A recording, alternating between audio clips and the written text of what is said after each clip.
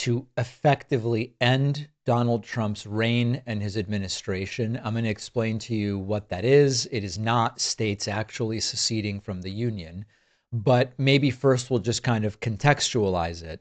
There's this term national divorce that's often used. It's every few months. It usually is heard from a Republican elected official or like a right wing influencer. And they have this imaginary idea of a red utopia where the red states courageously and powerfully secede from Washington, D.C.'s tyranny.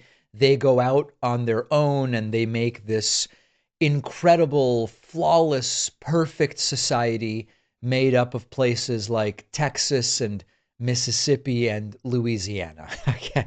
You be the judge as to whether that would work or what that would look like. But there's this reality we usually come up against, which is actually seceding from the Union is very difficult. The US Constitution doesn't provide a legal pathway for states to leave the Union. The Civil War and the Supreme Court case, Texas v. White, in 1869, sort of attempted to settle this matter, which is states can't unilaterally secede. Texas can't say, we're out of the United States, and with that declaration alone, be out of the United States. Now, even if they could, even if states unilaterally seceding was a thing, the logistics would be very difficult.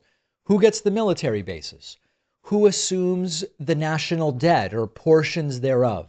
How do you divide up infrastructure? How do you divide up trade routes? What about water rights that flow from one state to another?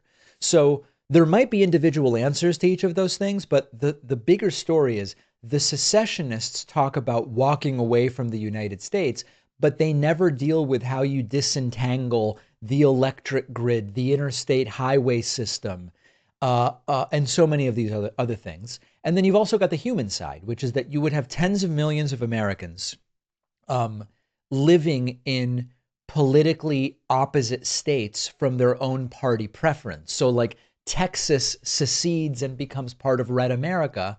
But what about Austin? The people in Austin certainly would rather be part of the blue America rather than the red America that their state becomes a part of. So then what about population swaps? It's chaos. The point I'm trying to make here is it's complete and total chaos, even if it could be done. But that's what gets us to what is being now referred to as a soft secession.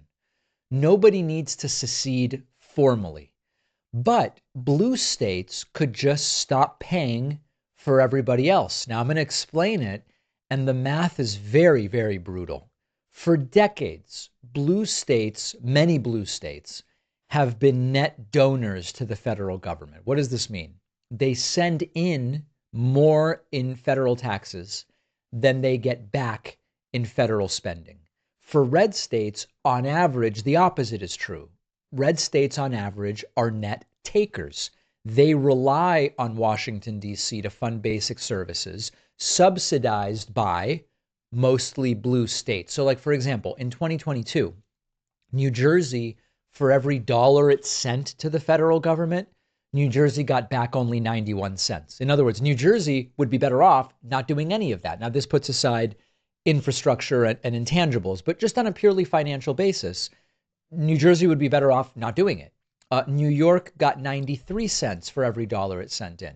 California got 99 cents for every dollar, which is close, but California is so huge that that 1 penny difference actually makes a very big deal. Now you look at the other end of the spectrum, Mississippi, this is just nuts.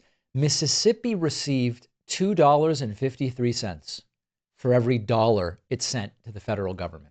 West Virginia got $2.36. Alabama got $2.02. So the point here is red states are keeping their lights on, not with their own tax base. They're running on subsidies paid for by the very blue states that they despise and that they want to insult because of the Democratic governor and the Democratic mayor and so on and so forth. So a soft secession essentially means the donor states back out of the deal. They fix the glitch, to take a phrase from the movie Office Space. They could decline to administer certain federal programs. They just go, we're not going to participate. Money's not going out. Money's not going in. They could reduce their participation in competitive grant programs. They could design state policies that make federal aid less necessary. And you could frame all of this in sort of like local control language. You don't even need to do a big declaration. You don't need fireworks. You don't say it's because of Trumpism. You just slowly shift money and dependence away from Washington, D.C. This would devastate the red states. Without the federal cash, the red states would face budget shortfalls. They would see further cuts to already disastrous education systems, cuts to healthcare, degraded infrastructure, cuts to emergency services. And unlike the blue states that have the tax base themselves, they have more diversified economies on average, they would not be able to replace those dollars. And the irony here is a hard to miss one. The states that really loudly yell about freedom from the tyranny of DC are the ones that can't afford that freedom. They don't have the money for it. They don't have the tax base for it. And if blue states called their bluff, wouldn't be a civil war. It wouldn't be any formal secession. It would just be a calculated financial unplugging. Now, what are the possible problems with this? One problem is there are many federal dollars that come with strings attached. If a state wants the money, it has to follow certain federal rules, like Medicaid coverage rules, or to get road funds, your highway speed limits have to be in compliance, this sort of thing. A state can deal with that by just saying no thanks to the money. It's legal, but the state does have to replace those funds. That can be expensive. So that's contention number one. Number two, there's federal preemption. In some areas, federal law overrides state law. State laws can't block or contradict certain federal laws, even if they want to, like air traffic control, I think would be an example. The workaround is even if the blue states can't stop the program itself, they can refuse to run it, or they can just refuse to do any enforcement. Now, there's no doubt that this is messy and chaotic, but this is what could be done. There's also like interstate compacts. These are federal programs that involve deals between multiple states, water sharing, for example, rail systems, disaster planning to some degree. If you drop out of that, you might be in violation of those agreements. Well, then you've got to negotiate some alternative. So there's no question that there is complexity here. It's far less complicated than actual secession, and this would ruin the red states and presumably put Trump and his administration in a position to have to change their tune. Is there an appetite for this? Is it doable in the 3+ years that are left of Trump's term? Those are all reasonable questions, but this is the idea of a soft secession. I want to hear from you. What do you think? A pending Supreme Court case could strip our Fourth Amendment rights and allow immigration agents to come into our homes for any reason, no probable cause needed, all while Republicans try to twist things so that you think this is all great for America. This should be the biggest story in the US right now, but it's almost impossible to keep up with the millions of moves that Trump is making every single day. That's why Ground News exists.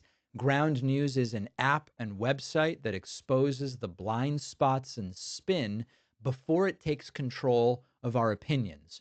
Ground News is the smarter, more reliable way to stay informed when MAGA is banking on us getting distracted. I'm partnering up with Ground News to give you 40% off the same Vantage plan that I use. So you'll pay only $5 a month for all of their premium features. Just go to ground.news/Pacman or use the code Pacman in the app when you sign up. The link is in the description or scan the QR code.